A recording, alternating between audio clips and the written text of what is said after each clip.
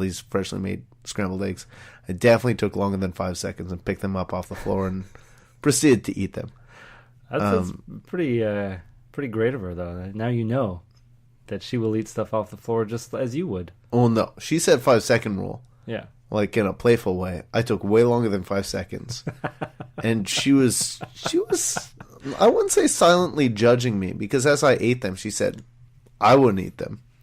Was she just standing there silently judging you while on your hands and knees scooping up scrambled eggs off your floor? Shaking your head in disappointment? What have I become? Just shoveling scrambled eggs into my mouth while I'm on my hands and knees. No, she wasn't impressed, No. but I feel like it wasn't that scarring. Okay. I feel like my reputation is maybe intact. If you can drop scrambled eggs on the floor in front of a girl and she's okay with it, I think you're set. At least it wasn't like yolk down, sunny side up, and I picked it up and like started using the toast to scoop up the yolk. Ugh, that's gross. Oh man. So what else was on the? What else did I do, Sebastian? It was a mess today. I'm just trying to. With your burger? Well, I'm not just trying to get it all together, get it all ready for you. I started getting nervous because to me it was just like, all right, I had almost a back break scare, so now I got to make it up. Now I got to go make Sebastian a burger. But then I realized what we do every day is we judge every week is we judge these burgers. Now I'm going to be subject to this judgment that I have done to everyone else. You need to bring your A game. Well, I brought my regular game. I don't know what my A game is yet, but I made some burgers. It's all I can do. Barbecued them. A little barbecue. So you got that going. They weren't good old fire escape patties. barbecue. You know, I like your fire escape barbecue system. So you just open your kitchen window, boom, barbecue. Yeah. It's a good setup. Not so good for escaping fires because it's No, perhaps the cause of a fire in the future. Yeah. Not today. Could be. I used to actually hide the barbecue from neighbors by putting up pieces of cardboard at night along the fire escape, just like one piece on one end, one piece on the other. Yeah, it is. just so they couldn't see the flames. As I'm barbecuing, because it's usually at night. Yeah. I'm going to be like, oh, it's barbecuing up there, so I cover it up. But one day there was a lot of flame, and those boxes are flammable. Sebastian. That's right. So now I just use it sans box. Yeah, as you should have all along. Yeah, the boxes are a terrible idea. Terrible. This is how fires start. Yeah. So that's basically it. That's the method. I also made you some French fries, but I didn't have a deep fryer, so they were oven made. No, just a big pan with oil, and then I put them in the oven to keep them warm. Oh, okay. Yeah. Do you want to explain those French fries to me a little bit? So they were very seasoned, spiced. Yeah, well, I cut potatoes. That's the start of it. Yeah, that's a good start. How every great story starts. And then I just cover them in sugar and some Montreal steak spice. Ah. Probably a little too much of it because it made it a little too spicy. Yeah, and that's it. That's the story. I didn't get too creative with it. They're sugar pretty makes good. them sweet. Pretty salty, kind of sweet. Yeah, I didn't realize it was sugar. How much sugar? What kind of brown sugar? White sugar? What kind of brown sugar? You heard me. White sugar? White sugar. Just plain old white sugar. All right. Sucre blanc. I was pretty impressed with those French fries, honestly. They did need a dipping sauce, though. Yeah, I provided. Oh, you did. You gave me ketchup. You gave me that Chipotle garlic mayonnaise. Yeah, ever since I found that, I've been putting it on everything. That stuff's great. I'm really into that. So the burger itself, Matthew, usually you review your burger first. Mm-hmm. So I guess I'll let you. I find it weird to review my own burger. Well, you could have been happy with it or unhappy with it. You made it. Sometimes one is their own harshest critic. I feel like you should review the burger, and I will defend the burger. We'll do like a plaintiff and... what's the other part about plaintiff? Defendant? Defendant. It's like, I will defend it. What is that thing called? What is the person who does that? All right, Matthew. So this burger was a big, thick patty. Yeah, how thick would you say that patty is? I thought it would have pleased you, and you were just... It was intimidating when I saw it on the grill. Yeah. Well, I was always led to believe that burgers shrink, but for some reason my burgers don't shrink. They bubble up. They get even bigger. How are you making these patties? How are you assembling them? You just taking beef and balling it up? No, I put a lot in there. There's eggs. There's Worcestershire sauce. There's this very potent hickory concentrate that I put in as if I'm putting nitroglycerin into something. So just the most delicate of drops. I cut like 3 drops. A fourth drop might ruin it. Okay. You get it on your fingers, you're smelling like hickory for days. That doesn't sound that bad. I've had the bottle for years now. Okay. You get a bunch of different spices and herbs and whatever's in the spice rack at the time. So just whatever you got lying around. Basically. Some of that hickory juice. Some of the hickory juice for sure. That's about it. And then crackers, crunch them up. Crackers? A little bit of crackers, because you can either put crackers in, or crunched up crackers, or breadcrumbs, or an egg. It's all stuff to hold it together. Yeah. I just put both. Okay. A little bit of egg in there. Now, Matthew, crackers, like saltines? No, probably toppables. Saltines would work just fine. What's a toppable? It's another kind of cracker. It's like a breton?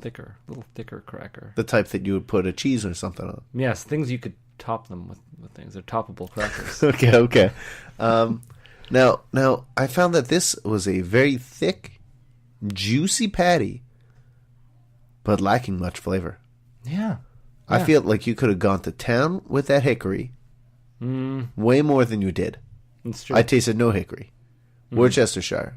I did not detect it. Yeah. A little fresh ground salt and pepper wouldn't hurt. Oh, I did that. I didn't name it, but you know what? I think I need to put a little more of everything in it. Yeah. So. And also, I feel like choosing lean beef may have been a fatal error. Oh yeah. Yeah.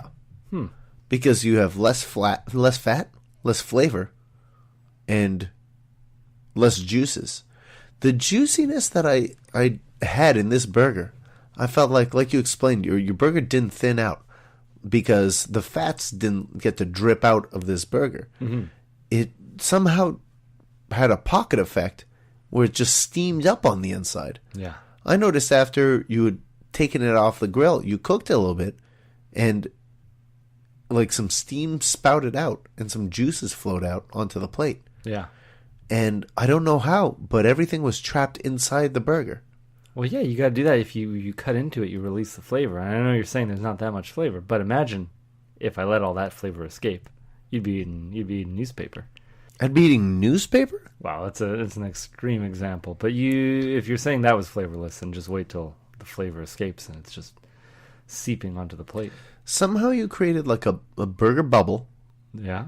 That didn't have much flavor. It was like it was like if you boiled a steak. I guess so. That seems terribly disgusting. I hope the burger wasn't disgusting. No, it wasn't disgusting. I would like to make it more flavorful. Don't really know how to do it. Gotta read some Canadian Living magazine. Also, I feel like you've brought up in the past specifically some burgers how you like how they're sort of crumbly. I don't know how to get it crumbly. That's another thing. Really got to figure this out. I am telling you this. I'd like a redo eventually because this was brought on by desperation. Yes. And I'm part of the. I've got scoliosis, Sebastien. You be some minor potential scoliosis. Yeah. So be forgiving. The bun, run of the mill. Oh yes, it's a grocery store sesame seed bun. Not bad, but not, nothing special. I'm not making dough for you here. No. Onions, lettuce, classic. Ketchup, mustard, nothing wrong here. Added in that chipotle garlic mayo. That's a nice touch. That was an excellent touch. Your French fries were good. I've never heard of throwing sugar all over your French fries, but it totally worked. And you served it with a nice wild cherry Pepsi. Mm-hmm. I'm not sure what the difference is between wild cherry Pepsi and cherry Pepsi. Perhaps just branding. Yeah, I see wild cherry, and I'm thinking it's got to be a little more wild. Stuff's about to get real. Yeah, I can imagine the commercials would be a little more exciting. Wow. Yeah. Someone's got some woman with long, luscious red hair, and she's just whipping it around. cherry Okay. there, wild cherry. I was thinking maybe something more like a cherry bomb, or someone's head is a cherry and explodes. Wow. You and explosions and bombs. I just figure wild cherry. It's gotta be more explosive, more exciting. I think Pepsi wants to associate themselves with explosions. Well, I don't know, man. Yeah, I guess it's a different climate than when we grew up. And in the 90s, anything could explode. It was just like rad. Yeah, if there was too much flavor in something or something was It would too just rad, explode. It explodes. Remember Gushers? Wasn't that the whole thing? People's heads turned into Gushers and they exploded with gush. Yeah. Can't do that anymore. No, it's a reality now. Then all of a sudden it's like, these are extremist religious gushers. So they're no longer extreme gushers. They're extremist religious gushers. Now they have to be moderate gushers. Yeah. And the gushers have the inside has to be American. American. I don't know about that. I just healthy. Apple pie. The insides have to be very healthy for you. It's got to be medicine. It's like quinoa flavored and kale. God. Yeah. Man.